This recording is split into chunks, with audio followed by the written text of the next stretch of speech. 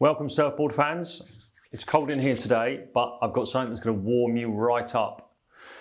The latest Tomo Firewire collaboration, the El Tomo Fish. What a space age beauty. Welcome to the 21st century, surfboards.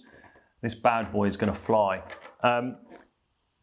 It is designed based on an old Tomo jetfish fighter design with a reinvented quad setup. In the LFT construction from Firewire, it's designed for waves from like thigh to a bit overhead. It's designed to be relatively easy to surf, fast and suitable for many skill levels. Size it accordingly depending on your skill. Tech features, let's have a little look. Quite a flat rocker, Evo-esque apparently in Tomo's mind. Quite a lot of foam carried all the way through the rails into this mad little bump aggressive swallow thing at the back. And Future's done a specific fin for it as well, which we'll talk about in a minute. Obviously it's got his quad inside single concave, the multi-concave thing to give you lots of direction and speed. But all in all, the package is about as aesthetically pleasing or sexy as it gets in a surfboard.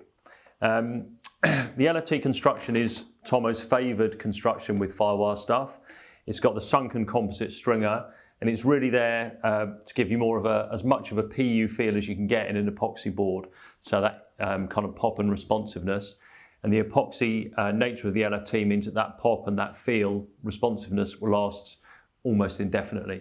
It's a great construction used in the sci-fi, the Omni, etc., etc. It's a proven success thing. So, as I said, the wave range is like thigh to a bit overhead. What these design features are designed to give you is fast paddling, fast wave entry, but importantly, a fast transition from rail to rail. So in weaker, smaller waves at the poor end of the spectrum, it's going to generate you the speed you need to get around the sections and what have you.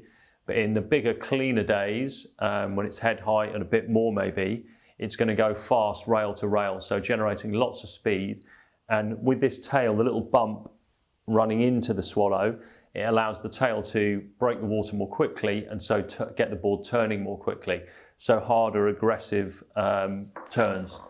It's a very versatile board, I think. It's got enough volume, generous volume. The 510's got just over 35 litres, so it's no little kind of little pick stick of a surfboard. It's got the volume to make it forgiving and make it able to surf for a low-end intermediate and still have fun and still get some performance out of the board. So you can see the fins.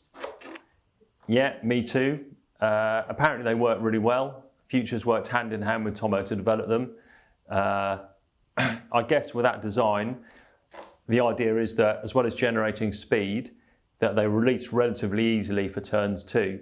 They're only in the Futures version. In the FCS version of the board, some people are using just AMs, big AMs at the front, with smaller rears as a quad setup. Others are using the Matt Barlos split keel fin, which apparently seems to work really well as well in generating that speed like it did with the Chumley. So, the El Tomo Fish from Firewire on Tomo.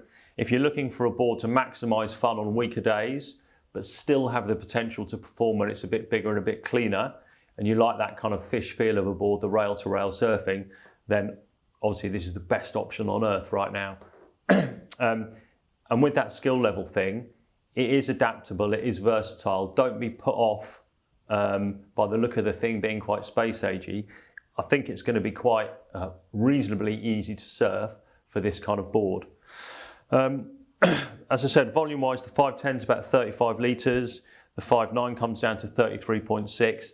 Don't be afraid to get a bit of volume in the board.